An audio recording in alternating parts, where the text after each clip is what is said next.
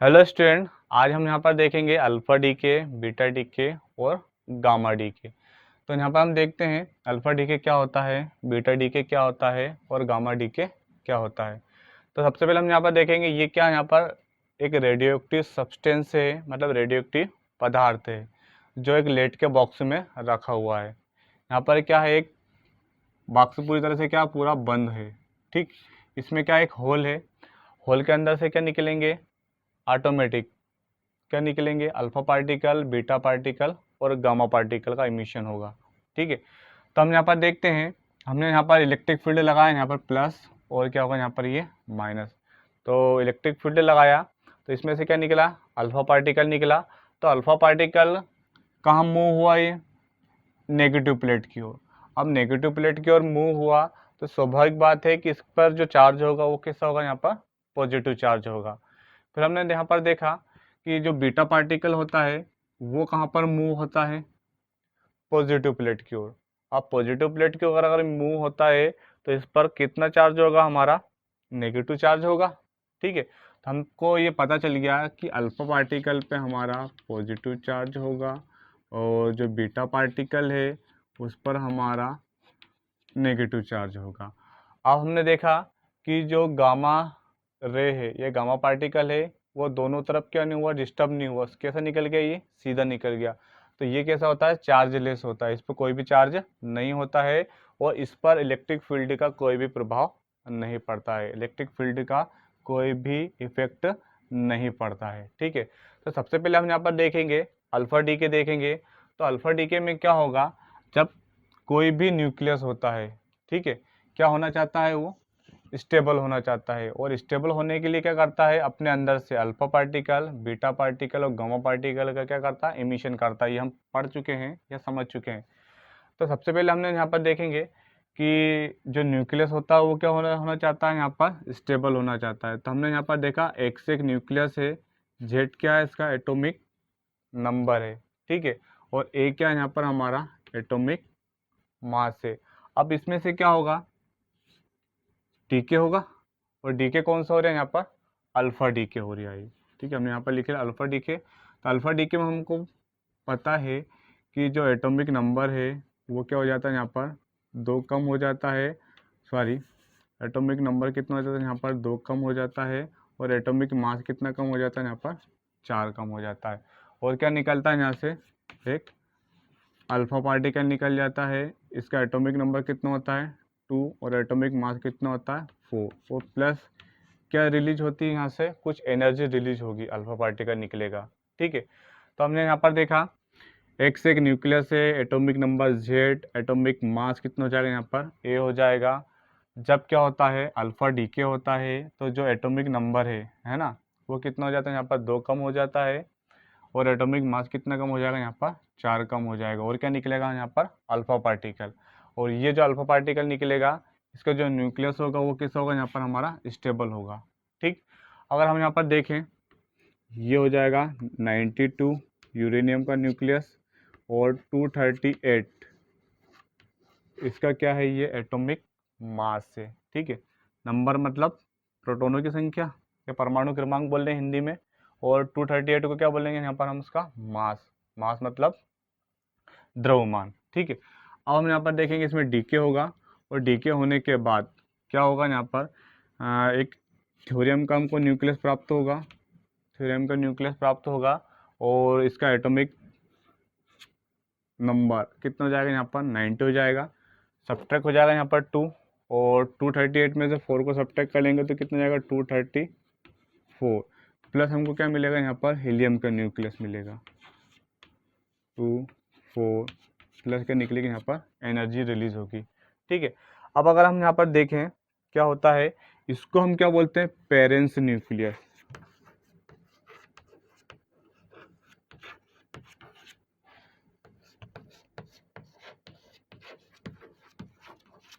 इसको बोलते हैं हम पेरेंट्स न्यूक्लियस। और इसको जो थ्योरम हमको मिला, ये क्या है, इसका सन, ये सन बोल दें या डाटर बोल दें, हम क्या बोलते हैं इसको, डाटर।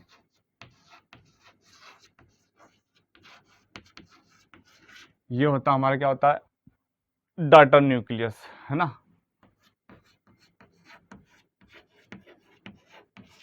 डाटर बोल दें या सन बोल दें, तो हमको ये पेरेंट्स न्यूक्लियस है, ये डाटर न्यूक्लियस है। तो यहाँ पर क्या मिला हमको, अल्फा पार्टिकल के रूप में क्या मिला, यहाँ पर हमको हीलियम मिला।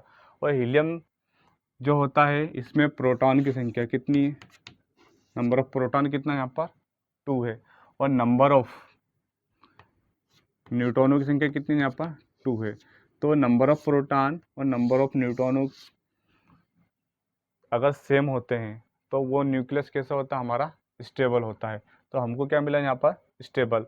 अब हम यहाँ पर अल्फा पार्टिकल की बात करें तो अल्फा पार्टिकल का जो मास होता है वो क्या होता है, बहुत ज़्यादा होता है, ठीक है, किसकी तुलना में, गामा पार्टिकल और बीटा पार्टिकल की तुलना में।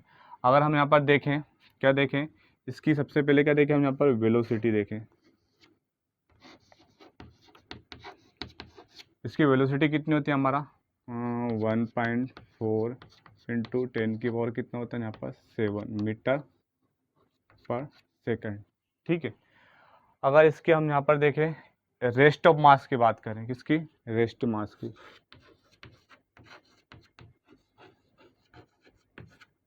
इसका रेस्ट मास कितना होता है हमारा, इसका रेस्ट मास होता है 6.6 इंटू 10 की पावर -27 kg। फिर अगर हम इसकी किसकी बात करें, चार्ज की, और इस पर चार्ज कितना होता है 3.2 इंटू 10 की पावर -19 कितना हो जाएगा यहाँ पर, ये गुलाम। चार्जेस का जो यूनिट होता है वो कितना होता है यहाँ पर, गुलाम होता है। फिर हम यहाँ पर इसको देखें, पेनेट्रेटिंग पावर,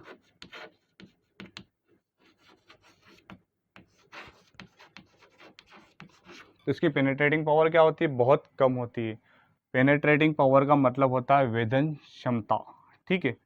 तो इसकी पेनेट्रेटिंग पावर क्या होती है, बहुत कम होती है। सबसे ज़्यादा जो पेनेट्रेटिंग पावर होती है वो किसकी होती है, गामा की होती है। ये लगभग 30 सेंटीमीटर एक मोटी चादर को भी क्या कर जाता है, ये पार कर जाता है। जैसे हमारी ये 30 सेंटीमीटर की चादर है, तो गामा पार्टिकल इसको भी क्या कर जाएगा, यहाँ पर ये पास आउट हो जाएगा, ठीक है। तो हमने यहाँ पर देखा अल्फा डीके के बारे में। अल्फा डीके में एक यूरेनियम है, इसको बोलते हैं पेरेंट्स न्यूक्लियस, ठीक है। अगर अल्फा डीके होता है तो एटॉमिक नंबर क्या हो जाता है, यहाँ पर 2 कम हो जाएगा, और एटॉमिक मास कितना कम हो जाएगा, 4। और हमको क्या मिलेगा यहाँ पर, अल्फा पार्टिकल मिलेगा, के रूप में क्या मिलेगा हमको, हीलियम। इसमें प्रोटॉन और न्यूट्रॉन के दोनों के नंबर कैसे होंगे, यहाँ पर सेम होंगे। तो ये न्यूक्लियस कैसा होगा, हमारा स्टेबल होगा, ठीक है। तो आप इसको नोट कीजिए। अब हम यहाँ पर देखेंगे बीटा डीके। तो अल्फा पार्टिकल के बाद जो रेडियो एक्टिव सब्सटेंस होता है उसमें से क्या होता है, यहाँ पर बीटा डीके होता है। और बीटा के बारे में हम जान चुके हैं, बीटा पे चार्जेस कैसा होता है, हमारा नेगेटिव होता है। तो बीटा, सबसे पहली बात तो ये होता है कि जो न्यूक्लियस होता है, ठीक है, ये हमारा न्यूक्लियस है। न्यूक्लियस के अंदर होते हैं प्रोटॉन, और क्या होता है यहाँ पर हमारा न्यूट्रॉन होता है, ठीक है। तो हमने पता लगाया कि जो बीटा किरण होती है या बीटा रे होती है उन पर चार्ज कैसा होता है, हमारा नेगेटिव चार्ज होता है। परंतु हम देखें यहाँ पर जो नाभिक होता है, नाभिक में तो पॉजिटिव चार्जेस होता है। तो क्या होता है, जो न्यूट्रॉन होता है, ठीक है, यही टूट कर क्या बनता है यहाँ पर, प्रोटॉन और इलेक्ट्रॉन, और इसको बोलेंगे हम एंटी न्यूट्रिनो पार्टिकल, ठीक है। प्रोटॉन और इलेक्ट्रॉन अगर इन दोनों को ऐड करेंगे तो क्या बनेगा, हमारा यहाँ पर न्यूट्रॉन बन जाएगा, ठीक है। और न्यूट्रॉन पे क्या होता है, चार्ज नहीं होता। इलेक्ट्रॉन पर चार्ज होता है माइनस, और प्रोटॉन पर होता है +1। अगर इन दोनों को मिला दे तो क्या बन जाएगा यहाँ पर, न्यूट्रॉन। तो न्यूट्रॉन ही टूट कर क्या बनाता है वहाँ पर, प्रोटॉन और इलेक्ट्रॉन। तो सबसे पहले हम यहाँ पर देखेंगे बीटा जो डीके होता है 2 टाइप्स का होता है। एक होता है बीटा माइनस डीके, एक होता है बीटा प्लस डीके, ठीक है। तो अगर हम यहाँ पर देखें कि बीटा माइनस डीके देखते हैं हम यहाँ पर सबसे पहले, ठीक है। बीटा माइनस डीके में क्या होता है, एक्स क्या होगा, यहाँ पर कोई न्यूक्लियस होगा, जेड क्या होगा, एटॉमिक नंबर, एंड ए क्या होगा, यहाँ पर एटॉमिक मास होगा।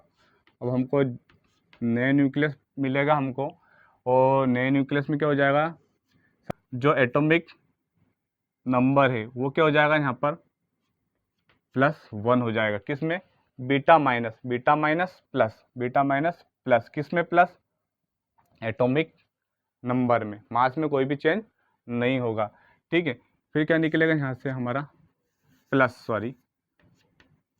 हो जाएगा हमारा ये 0 -1 और ये निकलेगा एंटी न्यूट्रिनो। ये जो माइनस होता है ये इसका क्या होता है यहाँ पर चार्ज, और ये क्या होता है यहाँ पर इसका मास। ठीक है, तो हमने यहाँ पर देखा कि जो बीटा माइनस डी के होगा उसमें एटॉमिक नंबर क्या हो जाएगा, एक बढ़ जाएगा। अगर हम यहाँ पर देखें फास्फोरस की बात करें, ठीक है, फास्फोरस का क्या होता है, जो एटॉमिक नंबर होता है वो होता है 15। ठीक है, एटॉमिक मास कितना होता है हमारा 32। अब इसमें क्या होगा यहाँ पर बीटा माइनस डी के होगा। ठीक है, तो बीटा माइनस डी के में क्या हो जाएगा यहाँ पर हमारा क्या मिलेगा, हमको नया न्यूक्लियस मिलेगा यहाँ पर। तो क्या मिला हमको सल्फर, और सल्फर में क्या हो जाएगा यहाँ पर एक ऐड हो जाएगा, तो ये कितना हो जाएगा यहाँ पर 16। ठीक है, परंतु हमने देखा यहाँ पर एटॉमिक नंबर सेम रहा यहाँ पर। ठीक, और क्या निकलेगा यहाँ पर एक इलेक्ट्रॉन का मिशन होगा यहाँ पर और एंटी न्यूट्रिनो पार्टिकल का। ठीक है, तो प्रोटॉनों की संख्या कितनी यहाँ पर 16 और न्यूट्रॉनों की संख्या कितनी हो जाएगी यहाँ पर 16 हो जाएगी। ठीक है, तो number of proton 16, number of neutron कैसे होगा यहाँ पर 16, तो ये कैसे होगा यहाँ पर हमारा न्यूक्लियस स्टेबल हो गया। ठीक है, तो हमने यहाँ पर देखा। अगर हम एक अदर एग्जांपल लें, यहाँ पर ले कार्बन, एटॉमिक नंबर कितना हो जाएगा 6। ठीक है, एटॉमिक मास कितना हो जाएगा यहाँ पर 14। अगर इसमें डीके होता है तो क्या हो जाएगा यहाँ पर हमको नाइट्रोजन, बीटा माइनस डीके है तो ये क्या हो जाएगा यहाँ पर एक प्लस हो जाएगा, वो हो जाएगा हमारा 14। प्लस क्या निकलेगा हमारे यहाँ पर एक इलेक्ट्रॉन -1 और ये हो जाएगा एंटी न्यूट्रिनो पार्टिकल। तो बीटा माइनस डीके में हमको देखना है बीटा माइनस डीके में क्या होगा कि जो न्यूट्रॉन होगा वो क्या होगा एक प्रोटॉन और इलेक्ट्रॉन के रूप में क्या होगा यहाँ पर टूटेगा, और एक क्या निकलेगा वहाँ पर एक एंटी न्यूट्रिनो पार्टिकल। ठीक है, तो बीटा माइनस हो चाहे प्लस हो उसमें क्या होगा यहाँ पर एटॉमिक मास क्या रहेगा यहाँ पर विल रिमेन सेम रहेगा, मतलब सेम रहेगा, दोनों के मास सेम रहेंगे। केवल चेंज किस में होगा यहाँ पर एटॉमिक किसमें नंबर में। तो जो बीटा माइनस डी के होता है उसमें एटॉमिक नंबर क्या हो जाता है यहाँ पर एक से इंक्रीज हो जाता है या एक ऐड हो जाता है यहाँ पर, और क्या निकलता है इलेक्ट्रॉन, और क्या निकलेगा यहाँ पर एक एंटी न्यूट्रिनो पार्टिकल। तो हमने यहाँ पर फास्फोरस देखा।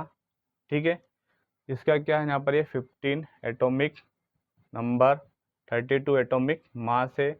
क्या हुआ यहाँ पर ये बीटा डीके हुआ, बीटा डीके में क्या हो जाएगा यहाँ पर एक बढ़ जाएगा, एटॉमिक नंबर एक बढ़ जाएगा और 32 तो 32 रहेगा, कोई चेंज नहीं होगा, और क्या निकलेगा यहाँ पर एक इलेक्ट्रॉन, और क्या निकलेगा यहाँ पर एंटी न्यूट्रिनो पार्टिकल।